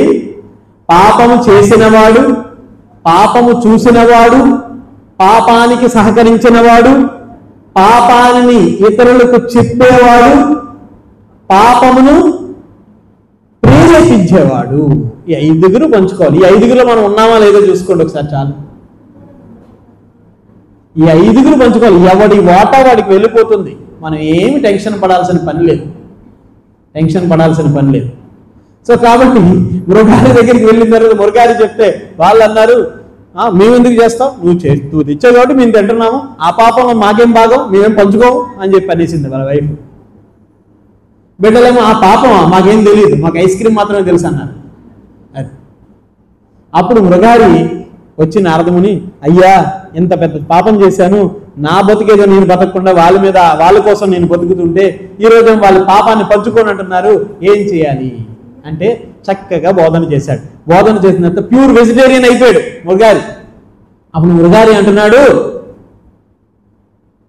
మరి నేను ఇప్పుడు ప్యూర్ వెజిటేరియన్ అయిపోయాను కదా, శుద్ధ భక్తుడిని అయిపోయాను కదా, మరి నేను ఎలా బతుకు, నాకు తిండేలాగా అని చెప్పి ఆలోచిస్తుంటే అన్నీ నీ దగ్గరికి వస్తాయి కూర్చో అన్నాడు నారదముని. అన్నీ నీ దగ్గరికి వస్తాయి కూర్చో అన్నాడు. ఆయన చక్కగా కూర్చొని అడవిలో జపం చేస్తుంటే చుట్టుపక్కల నుంచి జనాలు దండోపదండాలుగా వస్తున్నారంట. దండోపదండాలుగా వస్తున్నారు. ఎందుకు వస్తున్నారో ఎవరికి తెలియట్లే. వచ్చిన వాళ్ళు ఖాళీ చేతులతో రావట్లేదు. చక్కగా పప్పులు, ఉప్పులు, బియ్యం అన్ని తీసుకొని వస్తున్నారు, ఫలాలు. ఎందుకు వస్తున్నారని నారదముని మారువేషంలో వెళ్ళి అడిగారంట. అయ్యో మీరు ఎందుకు వస్తున్నారు ఇక్కడికంటే, ఒక భయంకరమైనటువంటి క్రుద్ధుడు ఒకడు ఉండేవాడు, వాడి పేరు మృగారి, వాడు ఇప్పుడు శుద్ధ భక్తుడిగా మారిపోయాడంట, వాడిని చూడడానికి వెళ్తున్నాము. సాధువుగా మారిపోయాడంట ఆయన. ఆ సాధువుగా మారిపోయినటువంటి వ్యక్తిని చూడడానికి వెళ్తున్నాం. మరి సాధువు దగ్గరికి వెళ్ళేటప్పుడు ఖాళీగా వెళ్ళకూడదు కాబట్టి ఏదో ఒకటి తీసుకొని వెళ్ళాలి అంటే అక్కడ మృగారిని కలిశారు. మృగారి పేరు రత్నాకరుడు. మారిపోయింది. ఆయనకి చక్కగా ఇవన్నీ అప్పచెప్పి ఎలా మారిపోయి విషయాలన్నీ తెలుసుకుంటున్నారు. వెంటనే ఒక బోర్డు పెట్టేశారు, మృగారి నిత్యాన్నదానశాల పెట్టేశారు. అసలు మృగారికి తిండి ఎలాగా అని ఆలోచిస్తే మృగారి అందరికీ పెడుతున్నాడు. చూడండి అక్కడ మృగారి అందరికీ పెడుతున్నాడు. ఇది భగవంతుని యొక్క గొప్పతనం, ఇది భక్తుడి యొక్క గొప్పతనం, భక్తుడి యొక్క సాంగత్యం యొక్క గొప్పతనం, ఉత్తమమైనటువంటి శుద్ధ భక్తుడి యొక్క గొప్పతనం. ఇది గురువు యొక్క గొప్పతనం. మన జీవితంలో గురువు ఉంటే, మన జీవితంలో శుద్ధ భక్తులు ఉంటే మన జీవితంలో కలిగేది ఇదే. మనం మృగారి లాంటి వ్యక్తులమైనా సరే మనం ఉద్ధరింపబడతాము. మృగారి కన్నా మనం ఏం పాప పనులు ఏం చేయలేదు మన జీవితంలో చూసినట్లయితే. కానీ మృగారి అత్యంత భయంకరమైన హీనమైన పాప పనులు చేశాడు, అయినా సరే ఆయన ఉద్ధరింపబడ్డాడు. అందుకని యమధర్మరాజు చెప్తున్నాడు, ఒక్కసారి కృష్ణ అని పిలిచినా చాలు వాళ్ళని నరకానికి తీసుకురావద్దు అని చెప్పేశాడు. అందుకని భక్తుడికి భగవంతుడేం వదిలిపెట్టడు. నమే భక్త ప్రణశ్యతి, నన్ను నమ్మినటువంటి భక్తుడు నష్టపోడు అన్నాడు. కృష్ణుడు కూడా భగవద్గీతలో చెప్తాడు, ఆర్దో అర్ధార్థి జిజ్ఞాసు జ్ఞాని భరతర్షభ అంటాడు కృష్ణుడు భగవద్గీతలో. 4 రకాలైనటువంటి భక్తులు నా దగ్గరికి వస్తారు. ఆర్దో కష్టాలు ఉన్నాయని చెప్పుకునేవాడు, అర్ధార్థి ధనం కావాలని కోరుకునేవాడు, జిజ్ఞాసు ఏంటో తెలుసుకుందామని వస్తాడు, ఇంకొకడు జ్ఞాని చెట్ట చివరిగా వచ్చేవాడు. వాడు ఏంటంటే అన్ని తెలిసి ఉండి భగవంతుని శరణాగతి పొందడానికి వస్తాడు. ఈ 4 భక్తులే, కానీ ఈ 4 నా శుద్ధ భక్తులు కాదు. ఎవరు శుద్ధ భక్తుడు? మనం ఈ 4లో ఏదో కేటగిరీలో ఉంటాం. కానీ శుద్ధ భక్తుడు ఎవరయ్యా అంటే అనన్యాశ్చింతయంతో మాం ఏ జనా పర్యుపాసతే త్వేషాం నిత్యాభియుక్తానాం యోగక్షేమం వహామ్యహం అంటున్నాడు కృష్ణుడు భగవద్గీతలో. అనన్యాశ్చింతయంతో మాం, ఎటువంటి చింత హృదయంలో లేదు, మన మనస్సులో ఎటువంటి చింత లేదు. అనన్యాశ్చింతయంతో మాం ఏ జనా పర్యుపాసతే, ఎటువంటి పరిస్థితుల్లో అయినా సరే ఎటువంటి చింత లేకుండా భగవంతుణ్ణి సేవించేటటువంటి వాడు ఎవరైతే ఉంటాడో అటువంటి వాడి యొక్క యోగక్షేమాలను నేను చూసుకుంటాను అంటాడు. యోగక్షేమాలు చూసుకోవడం అంటే దాని అర్థం ఈ శరీరానికి సుఖాన్ని ఇవ్వడం కాదు, మనసుకు నిజమైనటువంటి ఆనందాన్ని, ఆత్మకి నిజమైనటువంటి ఆనందాన్ని ఇవ్వడం. మళ్ళా ఈ జగత్తులో జన్మించేలా చేయడం కాదు, ఆయన జగత్తుకి తీసుకెళ్ళడం ఇది. కాబట్టి భక్తుడికి కూడా కష్టాలు వస్తాయి, కానీ ఆ భక్తుడు కష్టాలని కూడా వరంగా స్వీకరిస్తాడు. మనం చూడొచ్చు అభిమన్యుడి జీవితం ఏమైంది. సాక్షాత్ కృష్ణుడు ఎదురుగా ఉన్నాడు, అభిమన్యుడు అందులోకి వెళ్ళిపోయాడు. అభిమన్యుడు అందులోకి వెళ్ళిపోయిన తర్వాత కృష్ణుడు కావాలి అనుకుంటే ఇలా అని ఆపేయచ్చు కదా, అభిమన్యుడిని ఇలా అని ఆపేయచ్చు కదా. అందులో అభిమన్యుడి భార్య ఎవరు? ఉత్తరాదేవి ఎవరు? సాక్షాత్ అర్జునుడికి ఏమవుతుంది? కోడలు. అర్జునుడి దగ్గర ఏం నేర్చుకుంది ఆవిడ? నృత్యాన్ని నేర్చుకుంది. అర్జునుడు విరాట పర్వంలో అర్జునుడు భరతనాట్యం అంటే ఆ నాట్యాన్ని నేర్పిస్తాడు కదా, ఉత్తరాదేవికే కదా నేర్పిస్తాడు ఆయన. కాబట్టి ఎదురుగా అర్జునుడు ఉన్నాడు. అర్జునుడిని మనం చూడొచ్చు. అంటే పరీక్షిత్ మహారాజు యొక్క చరిత్రలో చూసినట్టయితే ఉత్తర యొక్క గర్భంలో పరీక్షిత్ మహారాజు ఉన్నాడు. ఆ పరీక్షిత్ మహారాజు ఉత్తర గర్భంలో ఉండేటప్పుడు అశ్వత్థామ బ్రహ్మాస్త్రాన్ని ప్రయోగించినప్పుడు ఉత్తర అక్కడ అర్జునుడు ఉన్నాడు. అర్జునుడిని అడగలేదు రక్షించమని, నేరుగా కృష్ణుడి దగ్గరికి వెళ్ళిపోయింది. అర్జునుడు కావాలంటే రక్షించేస్తాడు, ఎందుకంటే బ్రహ్మాస్త్రాన్ని ఆపగలిగే శక్తి అర్జునుడికి కూడా ఉంది. ఆయన సమర్థమైనటువంటి ధనుర్ధారి, బ్రహ్మాస్త్రాన్ని ఇట్టే ఆపగలుగుతాడు. కానీ ఆ ఉత్తర యొక్క గర్భంలోకి స్వామి ప్రవేశించి ఆ బిడ్డకి రక్షణ కవచంగా నిండిపోయాడు. కానీ ఉత్తరకి నా భర్తను రక్షించలేకపోయాడు, నా బిడ్డనేమి రక్షిస్తాడు అని అనుకోలేదు. ఇంకా భర్త చనిపోయినటువంటి కష్టం ఏమీ పోలేదు ఆవిడకేమి. ఎటువంటి భయంకరమైనటువంటి పరిస్థితి చూడండి. బిడ్డ ఇంకా గర్భంలోనే ఉన్నాడు, ఇక్కడ భర్త చనిపోయాడు, చిన్నపిల్లవాడే, పెద్ద వయసు కూడా కాదు, చనిపోయాడు అభిమన్యుడు.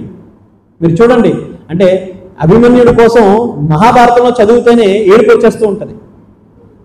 అలాగే మీరు సీరియల్ కూడా వచ్చింది కదా, ఆ సీరియల్లో చూస్తుంటేనే ఏడుపు వచ్చేస్తుంటుంది. మనకే ఏడుపు వచ్చేస్తుంటే ఉత్తర పరిస్థితి ఏమిటి చెప్పండి? అక్కడ ఉండే పాండవుల పరిస్థితి ఏంటి?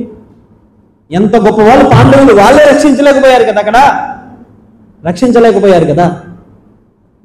అటువంటి పరిస్థితి కృష్ణుడు ఎదురుగా ఉండగానే వచ్చింది కదా. కృష్ణుడు వాళ్ళతోనే ఉన్నాడు కదా, అప్పుడే కదా వచ్చింది. కృష్ణుడు రక్షించాలనుకుంటే రక్షిస్తాడు కదా. కానీ భగవంతుడు ఏం చేసినా సరే ఆయనకు ఒక ఆలోచన ఉంటుంది. ఆయన ఏం చెప్తాడో ఏం చేస్తాడో అదే కరెక్ట్.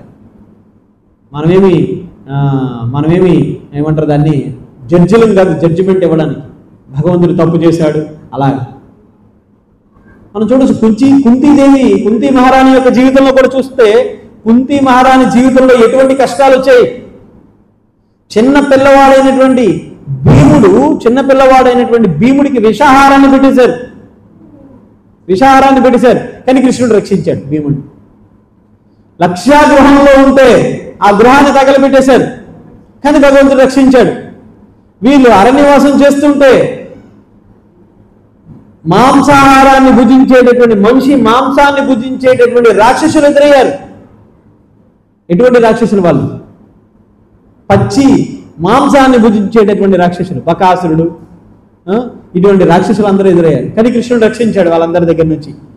అలాగే ఏదో వాళ్ళ జీవితం అరణ్యంలో గడుపుతున్నటువంటి ఆ జీవితంలో ఆ సమయంలో అక్షయ పాత్ర వాళ్ళ దగ్గర ఉంది. చక్కగా తినేసి పాత్ర కాలేసేసిన తర్వాత దుర్వాసుని అక్కడికి వచ్చాడు. అంటే అన్ని ప్రయోగాలు వాళ్ళకి విఫలమైపోయాయి. ఇంకా ఆఖరికి ఈ ప్రయోగమైనా సరే సఫలమవుతుందేమో అని చెప్పి ఆ దుర్వాసుని ఎవరు పంపించారు తెలుసండి? దుర్యోధనుడు పంపించాడు. ఎందుకు పంపించాడంటే దుర్యోధనుడు దుర్వాసుని పిలిచి గొప్ప ఆతిథ్యాన్ని ఇచ్చాడు.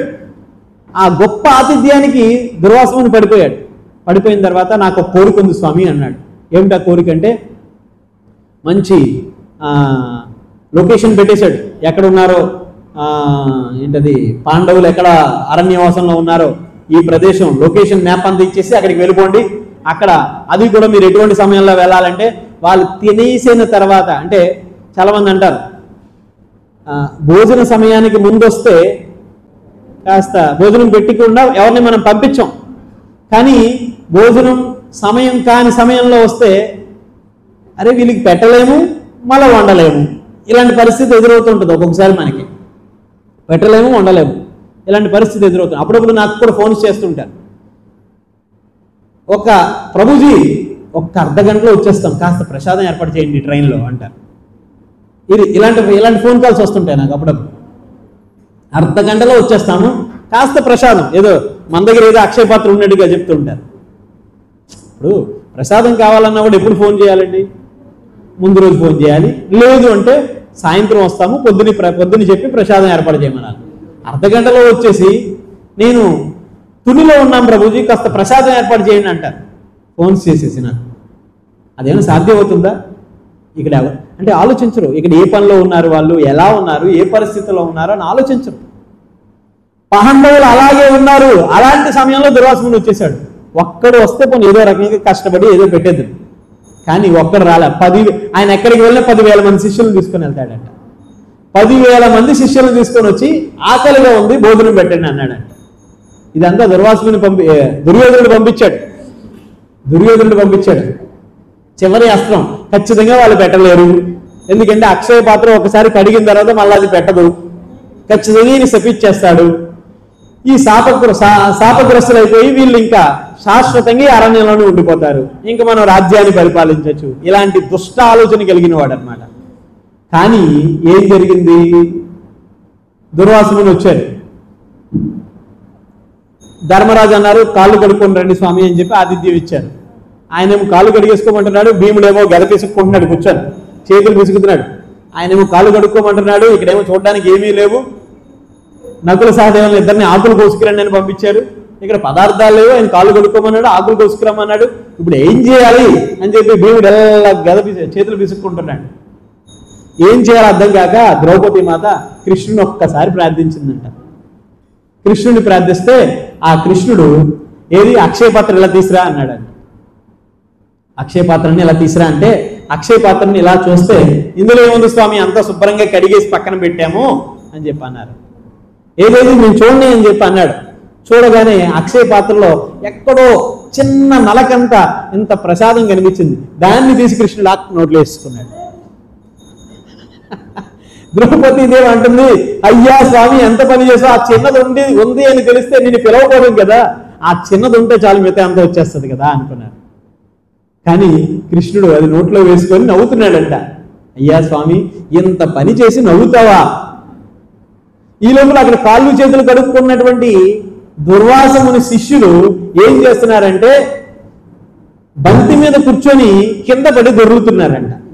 ఏం చేస్తున్నారంటే నీళ్లు జస్ట్ వాళ్ళకి నీళ్ళు ఇస్తున్నారు అంతే. నీళ్ళు ఇస్తుంటే అయ్యా మాకేమొద్దు, కడుపు నిండిపోయింది, మా కడుపు నిండిపోయింది, మాకేమొద్దు, మేమేం తినము అని చెప్పి అంటున్నారు అంటారు వాళ్ళు.